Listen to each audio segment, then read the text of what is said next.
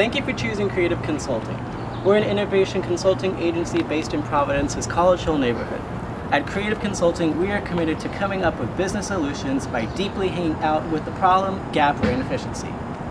We do so by utilizing the insights and ideas of our design anthropologists, innovators who combine design thinking, ethnographic research methods, and anthropological theory to solve problems and generate ideas. Gain a thorough understanding of a topic.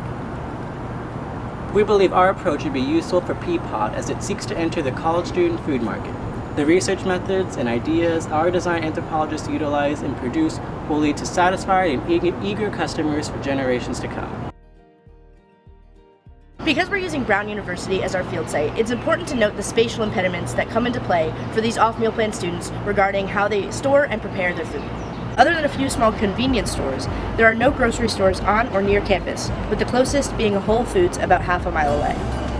Because most students do not have cars on campus, this distance between the students and grocery stores poses a great challenge. But spatial impediments don't stop here.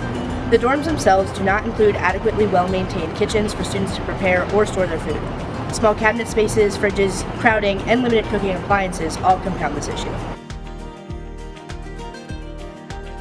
On a macro level, the cooking situation of college students at Brown and other universities can be placed into three categories as defined by the research literature from Bon Appetit magazine. The prep cook, those without heat or refrigeration. They're a typical dorm dweller, maybe an underclassman. They bought a full meal plan, so they didn't even see the point in acquiring so much as a $50 microwave. Between dining hall food and the snacks their RA serves, they're doing fine. The sous chef, those with a mini fridge and a microwave. They typically have a mini fridge, which they share with their roommates, and they're on full or partial on-campus eating plan. The chef de cuisine, those who have a kitchen, even if it's remedial or shared. Many of these college chefs live off campus, in a co-op, or in the best equipped dorms. The fridge is an average size or better. There are at least 2 burners on the stove, and they have a couple of cabinets or more for storing equipment and pantry items. Furthermore, they devote some of their valuable time and energy to cooking and eating well. To gain better context for the facilities in which students are making meals every day, we can also obtain and examine floor plans from student dorms that tend to house students who are off meal plan. We already know that dorms at Brown contain a mix of communal kitchens, suite kitchens, and no kitchen space at all. Understanding the cooking facilities to which students have access can help us better analyze and interpret the data we obtain from them about their food shopping and meal preparation habits. We can also go through the dorms ourselves to see exactly what kind of conditions students are encountering in their meal preparation. Another excellent way to learn about students' actual eating and cooking habits is to take a look inside their refrigerators. We can ask students to walk us through each item of food they have in their refrigerator and how they tend or plan to use that item. For instance, if we find that students have rotting vegetables stuffed away, we can ask questions about how often they buy and cook with fresh produce. Or, if we find an almost full jar of mustard, we may be able to learn about how much students share their groceries and what sorts of items they buy for one-time uses. Engaging with students in their homes with their own things can teach us a great deal about their lived experiences.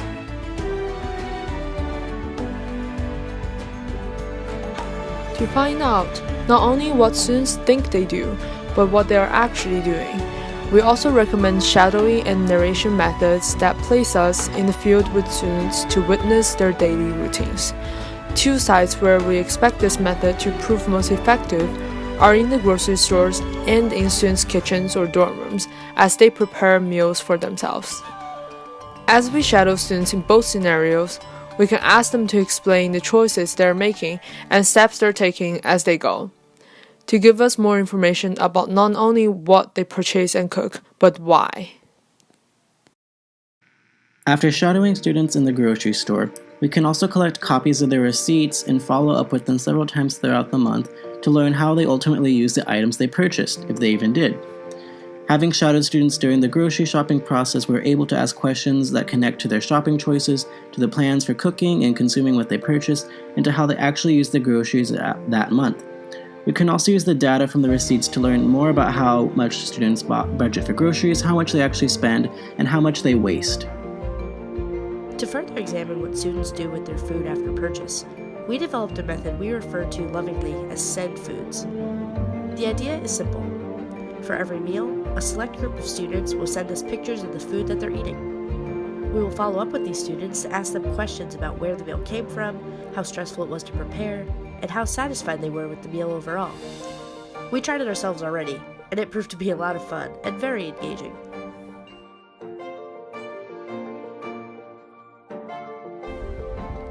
We find that sorting is a highly effective method for understanding more about how our research subjects truly experience our topic in their everyday lives.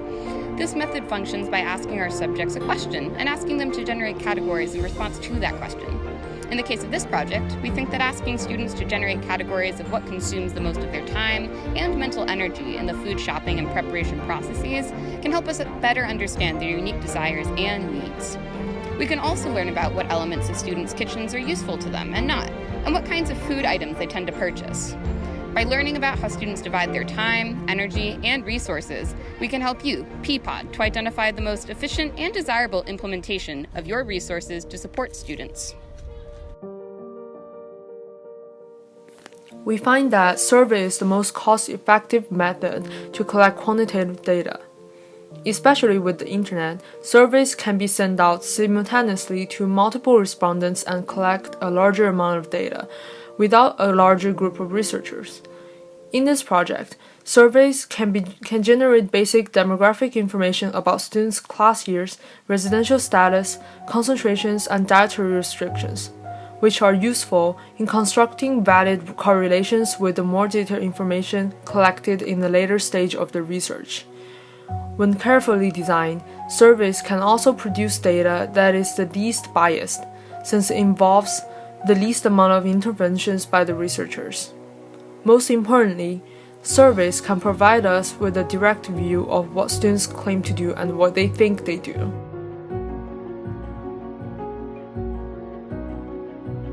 Of course, one of the best ways to get information about the off-meal plan student experience is to let the students speak for themselves. We plan on conducting a multitude of interviews with off-meal plan students. Interviews have greater flexibility in data collection because they allow for open-ended answers and follow-up opportunities for us as researchers. We will use some of the previously described methods as jumping-off points to guide our questioning of students about their habits regarding meal choice and preparation to get to the heart of their behaviors. We also plan on hanging out at popular spots around campus and having impromptu interviews with students we come across. Take a look at this sample interview of somebody that we encountered outside the mini-mart recently. All right, cool. So we're talking to some students at Brown University right now. We ran into my friend Broderick. And Broderick, can you explain to me what you're doing at the East Side Mini-Mart? Well, I came here to get some groceries, given that I don't really feel like making the walk all the way over to the larger East Side market. And it's cheaper than the stuff available like from Brown's own stores, so I tend to just get like some water, some cereal, that sort of stuff from here. Gotcha. And how often would you say you get the chance to make it to a real grocery store like East Side Market? Probably once or twice a semester at most. Okay. And that would just be because occasionally my parents will come out to visit, and then usually just to give themselves peace of mind, they like to make sure that I've restocked on groceries before they leave.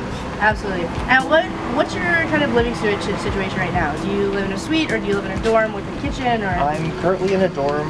I personally do not trust the kitchens, but that is a bit due to my own eccentricities. Okay. But I prefer to keep my own stuff in my room, and due to like the limited situation of being in a dorm, I tend to have to make several trips here during the week to be able to just like restock on basic groceries. Thank you so much for talking with us. Sorry to interrupt your shopping. No worries. But I think this really illustrates what our project is about and what we're trying to investigate on students at Brown. So Okay, cool. Thanks so much, man. Yeah. All right, cool. Happy to help.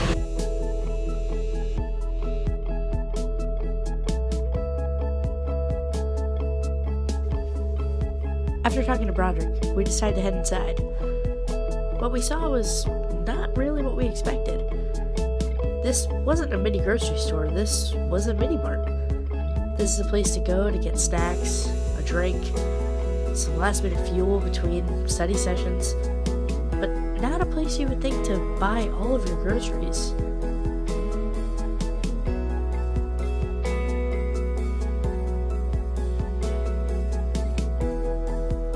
team thoroughly examined the drink wall in the back, we noticed a cooler. There was ice cream, some meals you could heat up at the last minute, mainly just more snacks. The thought of college students living on snacks is just not acceptable. Where's the produce? We had a sinking feeling that Broderick was not alone here. There were meals in here, not healthy ones, but they might do the job. If this is an indication that students at Brown deserve better, I don't know what is.